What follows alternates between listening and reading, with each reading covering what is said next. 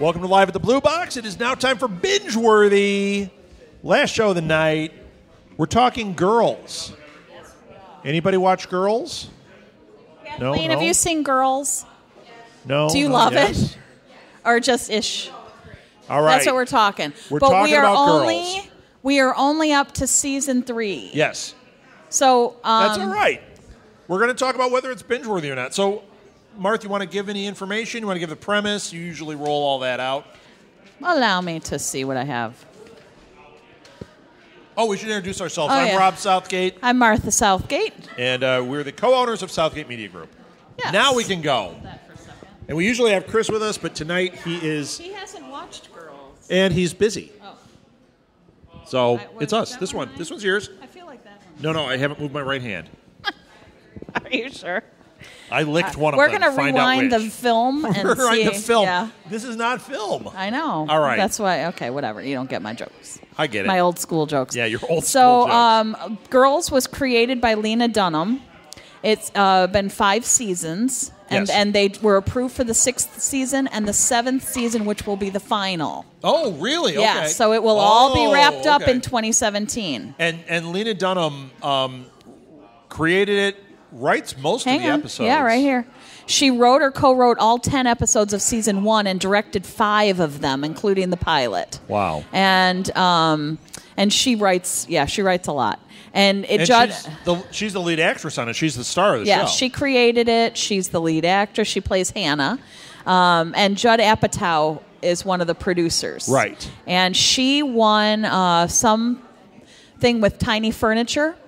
Yeah, it's a film, and I see that one on Netflix. I didn't know. But she won something that allowed her to work with Judd on a project, and this was the project. Oh, interesting. Yeah, because of her tiny furniture. That's called using what you got. Yeah. Because or having a horseshoe up your butt. Yeah, I'm not sure. Well, but she has good talent. Yeah, incredibly talented. Yes. So this show first aired April 15th of 2012.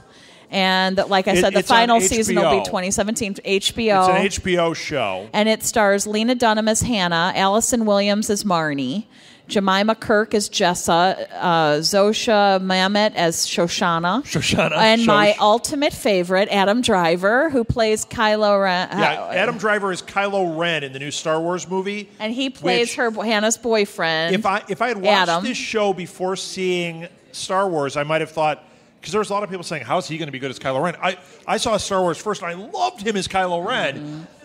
If you go back and you watch him in this, he is a crazy good actor. Have you seen the show, Austin? Amazing. No. Alex Karpovsky. And that doesn't mean you're going to love him at first. No.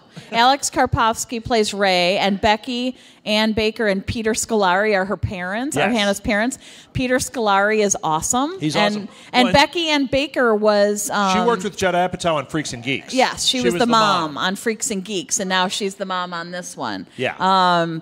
But it's basically Sex in the City before Sex in the City, before they became... Before all the annoyingness Well, of it, no, before they became successful. Right. So this is sort of... kind of looking at like what were they before they became. Not that they're directly related, but not like that. The Carrie Chronicles or whatever. No, because there is a show that's supposed to be like a prequel.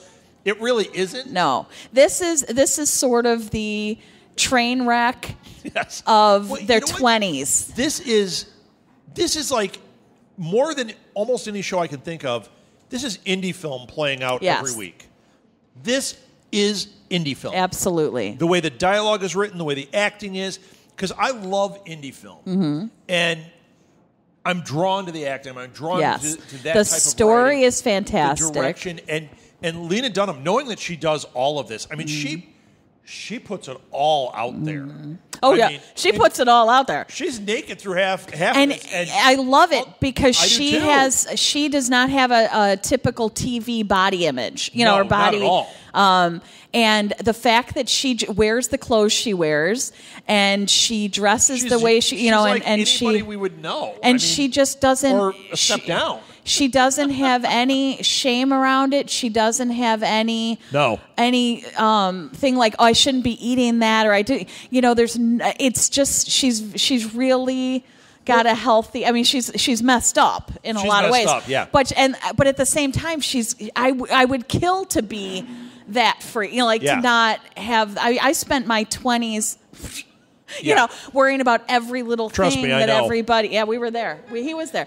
But to have her self-confidence and her her ambition and her desire to just but then this whole not caring thing, I don't know, she's just very complex. Pretty incredible, yeah. But some of them are a little more repressed and a little bit more self-conscious, and it's funny that the one who's like the pretty one, Marnie, she's the most messed up in terms of her body image and everything else, and it's like Hannah could care less. Hannah's just like, hey, this is who I am, and I'm going to wear what I want, and I'm going to do what I want, and I'm going to not apologize for it. There was a key moment in the second season that has stuck with me. Mm-hmm. It was a line that I want to say Marnie said. I think it was her. And it was really what the show is. And somebody, I don't even remember the context, but she said that the relationships that girls make in college are so vitally important to everything going out of that. I think Hannah said that. And ever since she said that, I think of that as I'm watching it, that the reason, because some of these characters, you're like, why would Marnie be in with Hannah at this point? Because right? Do you Marnie is, she's got the weird self-image, but she's pretty, and she's got she's superficial in this way, and Hannah's self-absorbed, and and you go, yeah, but you know what? We have our friends group is like this, not that particular, but they're extreme for TV. Diverse. They're extreme, but it's a very diverse type of personality group. And I realized that when she said that, it's like, yeah, they probably got stuck in a dorm together and made this friendship. Yes. And that's what has defined their lives going forward at this point. And the other thing that's interesting is as they are in and out of relationships, you see it, they kind of lose each other in it, but they always kind of come back because they've got this bond that is... You left your parents' house, you went into college, and this was the person. These are a family. This is your family. This became my family. And it's just really interesting. The one I can't figure out, and you might be able to answer it, or Kathleen, since you watch it, you might be able to answer it. Shoshana is younger than them. Mm-hmm. How is she part of the group? Was she roommates with somebody as a freshman, and they were old? Because they said in one of the episodes she was 22. And in the same episode or the next episode, Hannah and Marnie were 25. Well, maybe she was gifted or something. Maybe she was... Oh, no, she's still in school. Well, I don't know. Senior year of college. I just made that up. You asked me why she would be in a different age grade. But they meet at a party, like a book signing or a book something. And they just kind of become friends through that. It's just really... And then Jessa comes in because she's Shoshana's cousin. Jessa? Who's Jessa? The hippie? Yeah, the bohemian girl. She's Shoshana's cousin? Yeah. Where have you been for two seasons? I love her. I thought she was related to Shoshana. No. I didn't think she was related. I thought she was. They're cousins. That's why they tolerate each other. But bet. They would never be friends. Jessa would never ever have anything to do with Shoshana if they weren't related. I got it. I think Jessa was in college with them. Jess was in college and then that's with them her cousin. She's the same age. And then Shoshana's their cousin, and she became part of the group. That's what that is. Yes. That makes so much more sense. Jessa came here from Britain to go to college. Yes. Now let's talk for a moment about Adam Driver. Oh my gosh. I just got to tell you. Do you want to come up? The first episode. No? Okay. We're just going to keep asking you questions, but that's okay. So Martha watched it without me to start out with. Because, I was sitting here one night live at the Blue Box, and one of our podcasters' moms was here, and she sat back there with me, and she said, "Oh my gosh, do you watch the show Girls?" She said, "I want to do a podcast about the show," and I said, no, I've never seen it. And she's like, oh my gosh, I love it so much. And so he was out one night, probably here, because we don't seem to leave. And so I thought, well, I'll watch it. Rob probably wouldn't like it. I'll just turn it on and watch it. And I was like, oh my gosh, I love the show. So he came home, and I was laughing out loud. I'm like, I go, okay, you just have to watch this scene. But wait. Not all true. What? The first thing it feels true. The first thing you said to me is... Okay, well, I'm sorry. I didn't get it again. She's like, it's so great. I think you're going to hate this show. Well, because you don't like things. You might want to watch that. this, but I think you're going to hate it. And then what you focused on, though, when you were telling me I'd hate it, was Adam Driver's character. And you know what? If that was my entry point, I would have hated it because he's horrible in the beginning. Horrible. In the beginning. But then what's funny is he doesn't...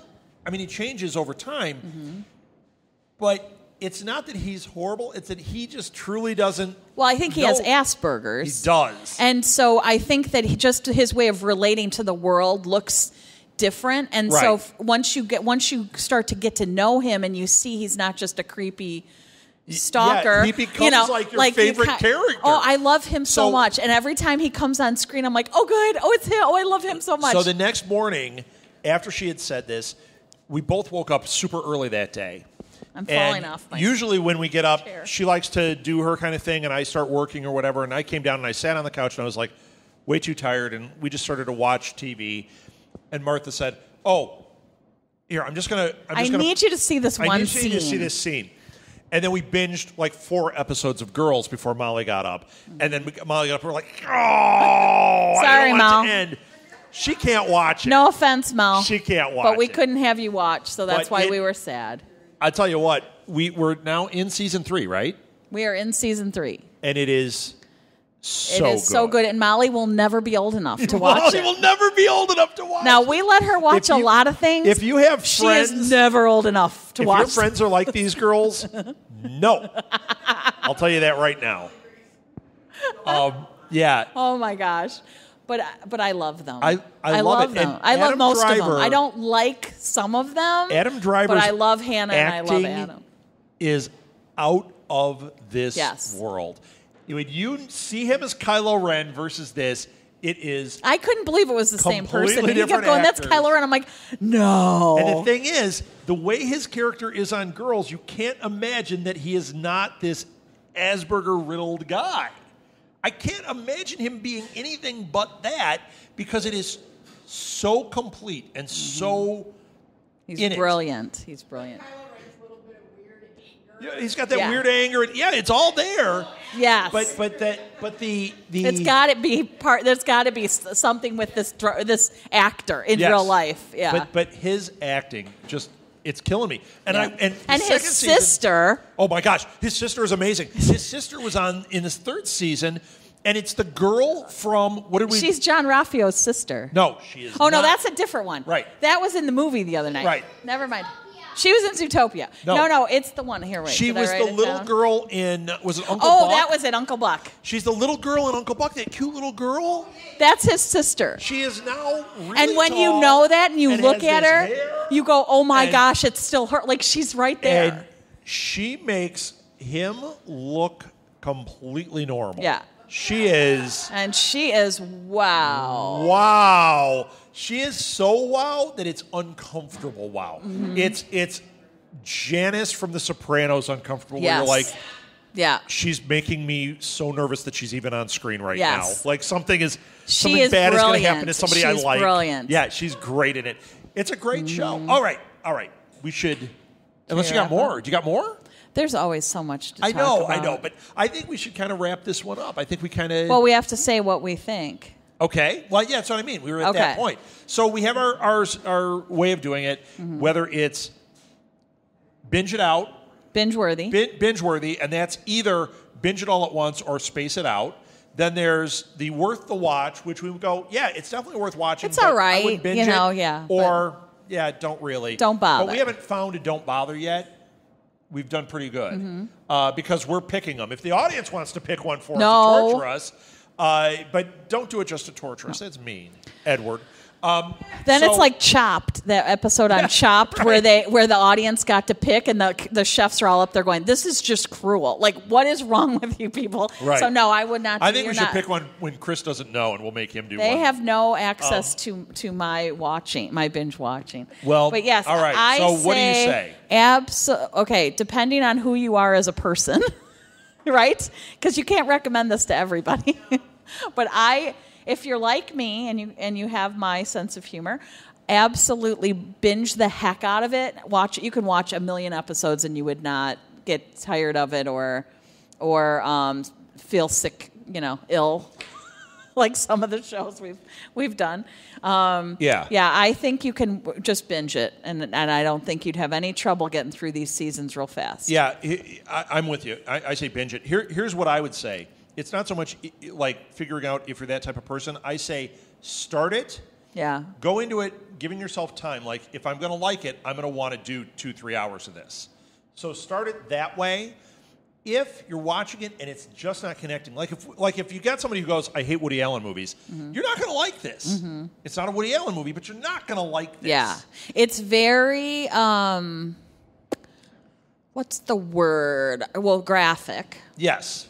It's graphic. Their psychosis is so deep. Yes. You can watch I think I can only watch so many, and then I turn it off and go away for a So you'd be one that would So say... you would say space it out. Space it out. But I am the opposite. I say could watch binge and watch this thing, and watch. Just cut your way through it. That's what we did. Have I think fun. we sat twice, and we've gotten through till season. Because I mean, it's like just go. Yeah, it's so good. But it's so good, and when an episode ends, you're just like, nope, I can't. Especially when the season ends, it doesn't end on a cliffhanger, but it's always enough that you go, well, I gotta start the next episode because they just got. Well, that was together. Upsetting. Come on, we got to watch one more. We got to watch one more. But I think that that. You need to understand it when you start it from the beginning and you're starting to binge and you go, oh my gosh, what am I watching? Because it is unlike anything on TV, I think. I can't think of anything that compares to what they're doing on that screen. No, when you said, the dialogue. When you said Sex in the City, I don't want people to think that it's like that. No. Because that is more That is like this light. It's like... This is gritty. This is it's real. Raw. This is our. I mean, I hope it's not real. No, but I would really hope there aren't people like this. Oh, please! I can look at our friends from the when we were in our 20s. I can see elements of this. Yeah. I can absolutely see elements of it. Well, so for me, I think that I don't think we fit the prototypes at all. But I think that there are people that do, and I think that at the heart of it. It's very real. They are to go into it knowing they are total narcissists. Yes, they are just absolutely almost nihilists. Yeah, where it's like I felt something. I want to just go feel something. I want to go do something. Let's try that. Yeah, let's do. Yes. I mean, it's really raw. Yeah, and the dialogue. Gosh, when I said to him the first time, I'm like, you have to. I was laughing so hard. I'm like, you have got to hear this. You have to watch her with the beginning with Adam.